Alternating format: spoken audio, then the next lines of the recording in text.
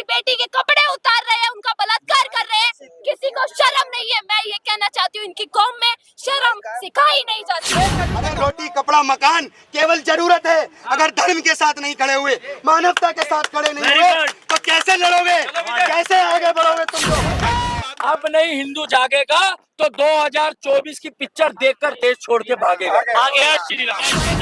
क्या प्रतिक्रिया? मैं यही साहब स्पष्ट प्रतिक्रिया देना चाहता हूँ। सबसे पहले भारत सरकार संज्ञान ले, क्योंकि मानवता की बात भारत ही केवल पूरे विश्व के अंदर कर रहा है। जो लोग इंसानियत की बात कर रहे हैं वो इंसानियत की बात करके इंसानियत को तार-तार कर रहे हैं। आज हम लोगों ने जिस स्थिति को बांग्लादेश के अंदर देखने का कार्य कर रहे हैं, आप बताइए, बांग्लादेश के अंदर स्टूडेंट प्रोटेस्ट बताया जा रहा है, 2 महीने का प्रोटेस्ट है ये, केवल 2 महीने के प्रोटेस्ट में आप बताइए कि उस देश की प्रधानमंत्री को भागना पड़ गया। क्यों भागना पड़ गया? क्योंकि उस देश के कट्टरपंथियों ने उस देश की जनता के ऊपर बर्बरता करना शुरू कर दिया।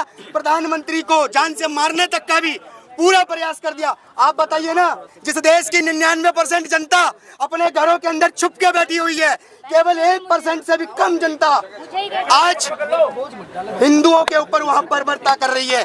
आप बताइए, आज हमारा विपक्ष क्या कह रहा है?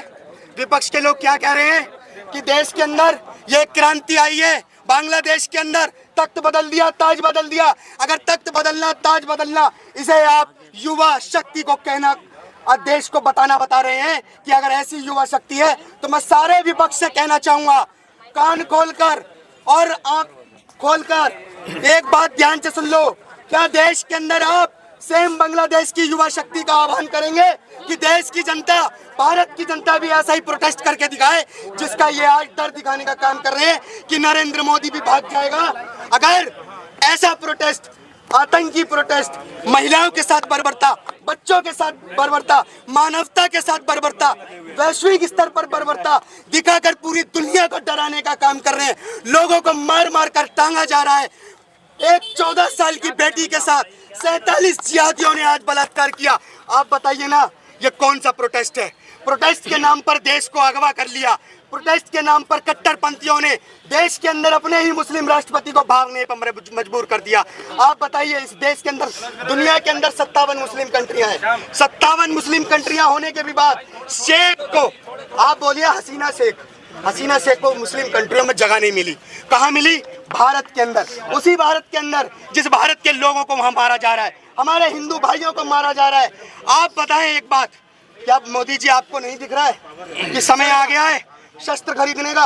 अरे हिंदुओं, अगर आज भी नहीं जागे तो घर के लिए सरिया, मकान और ये घर बनाना, रोटी कपड़ा मकान छोड़ दो, क्योंकि रोटी कमाओगे ना तो छिन जाएगी, यही कट्टरपंथी छीनेंगे।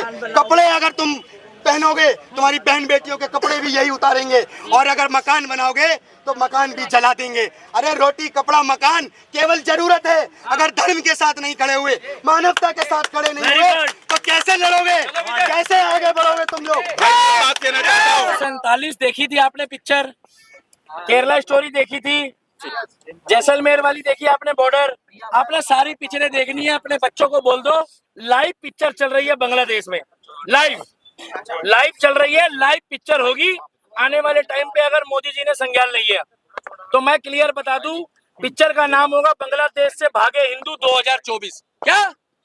गायब हुए हिंदू 2024। हमारे बच्चों के बच्चे देख रहे होंगे और कह रहे होंगे, अगर काश हमारे बाप दादा उस टाइम उठ गए होते। हमारी मजबूरी ये है कि वहाँ के हिंदू बॉर्डर के पार है। क्या? बॉर्डर के पार हम नहीं जा सकते, हमारे हाथ बंधे हुए हैं।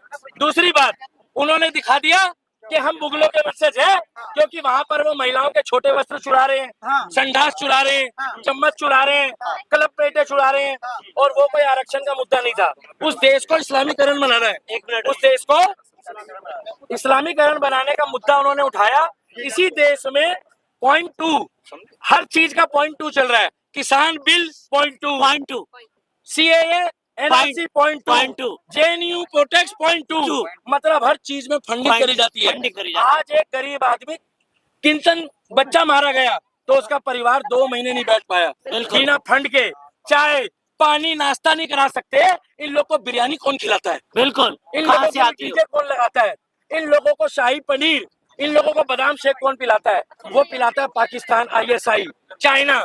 और चाइना और पाकिस्तान का मुद्दा बांग्लादेश में तो हो गया, मगर हमारे भारत की इंडियन आर्मी ने, भैया इंडियन आर्मी के लिए जोरदार तालियां बजा दो। हमारी इंडियन आर्मी में हमें विश्वास है, हमारी इंडियन आर्मी में हमें विश्वास है कि हमारी इंडियन आर्मी जो है वो पत्थरबाजों के और आतंकवादियों के साथ कभी नहीं हो सकती, कभी नहीं हो। दूसरा, अरे यार बांग्लादेश बोलने ने दिखा दिया कि तुम्हारे खून में भी गद्दारी है, तुम्हारी कौम में भी है। और उन लोगों के लिए भाई साहब तालियां बजा दो जिन्होंने वहां पर रहने के बाद भी आज अपने आप को गर्व से हिंदू कहते हैं, मगर वो बेचारे मार खा रहे हैं मगर धर्म के। और यहाँ वाले हिंदुस्तान वाले 2 बोरी चावल 2 बोरी आटा, और अगर कैमरे में बोलने ना दिया हो तो लेफ्ट विंग में जाके राहुल गांधी के तलवे चाट रहे हैं। इसीलिए लास्ट बोल रहा हूँ, अब नहीं हिंदू जागेगा तो 2024 की पिक्चर देखकर देश छोड़ के भागेगा। श्री राम। बात करना चाहता हूँ देश के हिंदुओं को, बांग्लादेश में जो हो रहा है वो तुम सब अपनी आंखों से देख रहे हो, आंखें फाड़ फाड़ करके देख रहे हो, लेकिन तुम उस पर अमल नहीं कर रहे हो। ये तुम्हारे मोहल्ले में, तुम्हारी गली में, तुम्हारे किराए पर, तुम्हारी मंडियों में, तुम्हारी गलियों में आते हैं ये लोग, सारे के सारे आतंकवादी स्लीपर सेल रोहिंग्या जो भारत के अंदर 4 से 5 करोड़ घुस चुके हैं। इनकी नजर तुम्हारी बच्चियों पे है, तुम्हारी माओ पे, तुम्हारी बहनों पे, तुम्हारी बेटियों पे है, तुम्हारी प्रॉपर्टीज पे है, तुम्हारी दुकानों पे है, तुम्हारे धन दौलत पे है। ध्यान रखना, आज तो हम यहाँ पर आकर के खड़े होकर चिल्ला रहे हैं, जो हमास के दल्ले दलाल थे, हमास के सपोर्टर थे, वो भाई साहब हमारे को कमेंट करके बोलेंगे ये पागल हैं, ये हिंसा भड़काते हैं। भाई साहब 4-4 साल की बच्चियों का घर के अंदर घुस रहे हैं हथियार तलवार लेकर के, सुंदर बच्चियों को, सुंदर माँ बहन बेटियों के, हमारी हिंदुओं की केवल, और खींच खींच के ले जा रहे हैं। बच्चों को 4-4 2-2 साल के बच्चों को फांसियां लगाई जा रही है, माओ को फांसियां लगाई जा रही है, नोचा जा रहा है, लूटा जा रहा है। ये आने वाला, अगर तुम जातियों में बटे रहना, जैसे गुजर, जाट, बावन, दलित, शूद्र, वाल्मीकि, जाटव, अगर तुम इस तरीके से जातियों में बटे रहोगे तो बांग्लादेश तुम्हारा आने वाला फ्यूचर है। और डंके की चोट पे बोलते हैं, और मैं खुला चैलेंज करता हूं, अगर कोई आतंकवादी मेरे घर के दरवाजे पे आएगा तो मैं किसी पुलिस और किसी कानून के पास नहीं जाऊंगा, उन आतंकवादियों को स्वयं मारने की कोशिश करूंगा। क्या तुम इस चीज पे अमल करोगे? आज आपने 2-2 लाख के मोबाइल, बड़ी बड़ी गाड़ी, बड़े बड़े बंगले रखे हुए हैं, क्या तुमने अपने घर में लोहा सरिया रखा हुआ है अपनी बहन बेटी बचाने के लिए? क्या तुम्हें फुर्सत ही नहीं है? तुम्हें क्लब डिस्को बार से फुर्सत नहीं है, ऐसो आराम से फुर्सत नहीं है।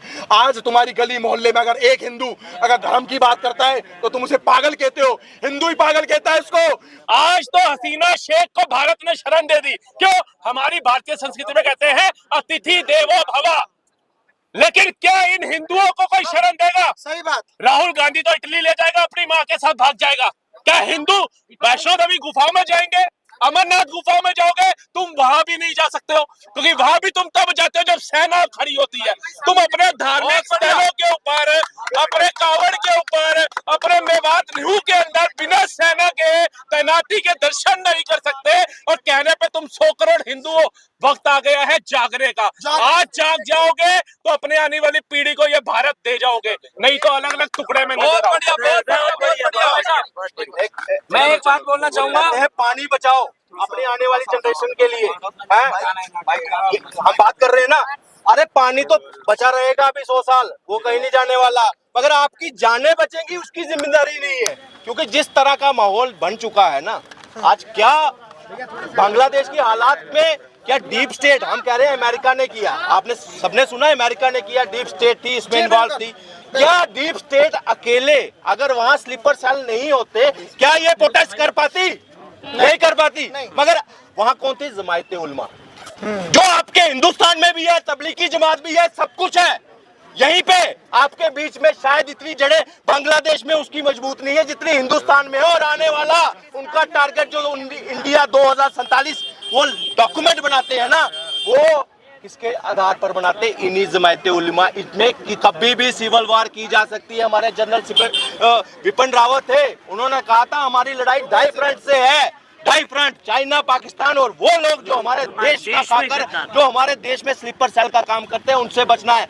आपको विपक्ष क्या कर रहा है? बांट इसमें ओबीसी, एसटी, एससी। आज वहां बताओ सबसे पूछो, मैं आज हर नीले कबूतर से ये पूछूंगा, क्या वहां पे क्या वहां पे कास्ट देखकर ओबीसी नहीं, तुम्हें नहीं मार रहे, सबको मार रहे हैं, हिंदू देखकर मार रहे हैं, हिंदुओं का मंदिर चाहे वो किसी का भी है उसको जलाया जा रहा है। भाई लिबरल बन के रहना है, इन्हें सेक्युलर बन के रहना है।